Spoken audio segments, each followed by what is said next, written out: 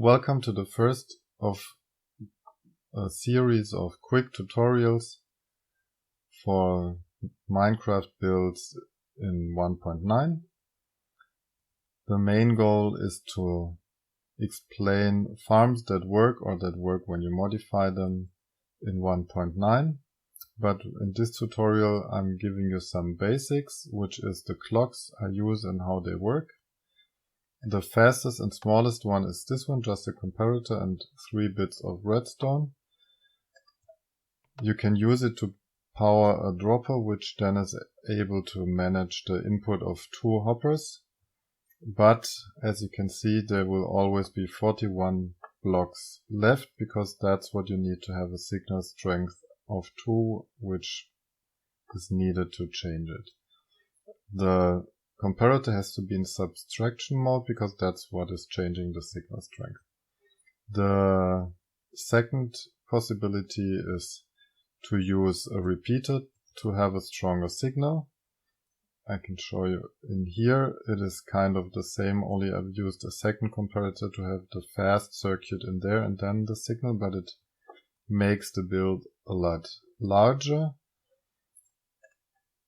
The disadvantage of that design is that it's faster, but since many redstone needs that 1 tick delay anyway, there's many possibilities to use it. Only to power it, as you can see, you need a line that is longer than that line, so the subtraction works. The next clock is kind of the same, only with 2 repeaters, which makes the line you need to power and unpower it shorter. But apart from that, there's no difference. This one is if you need a longer timing.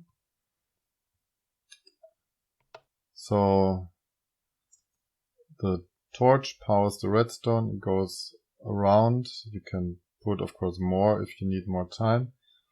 And when the signal enters the block, the torch is turned off, and then that goes in a circle.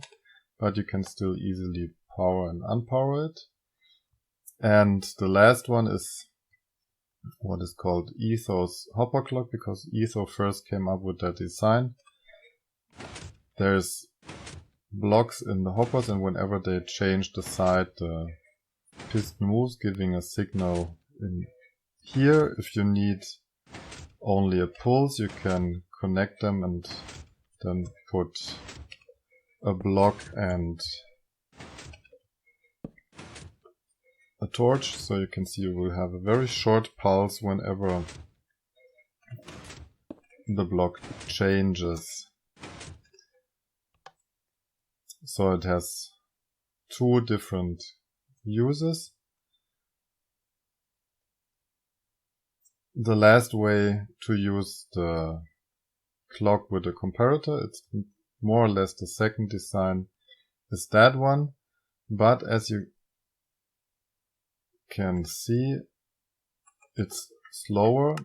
That is exactly the speed of 1 hopper, so it's still a useful one.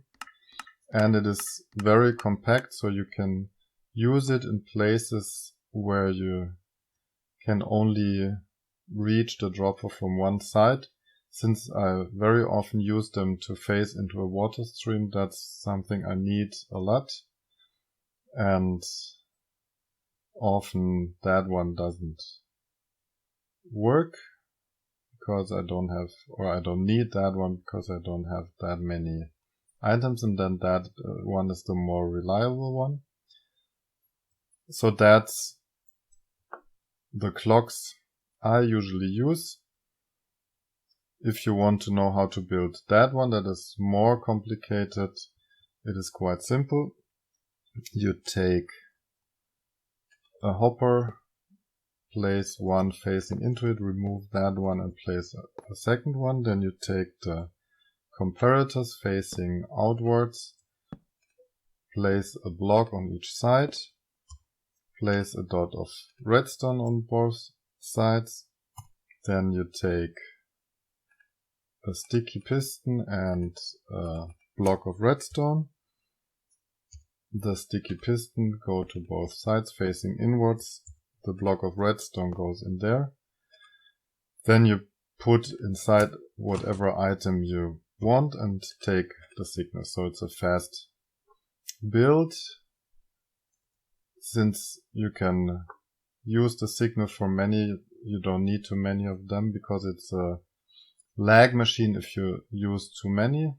But for a huge farm with regular changes, that is the perfect clock to use. You will need it very often in my tutorials.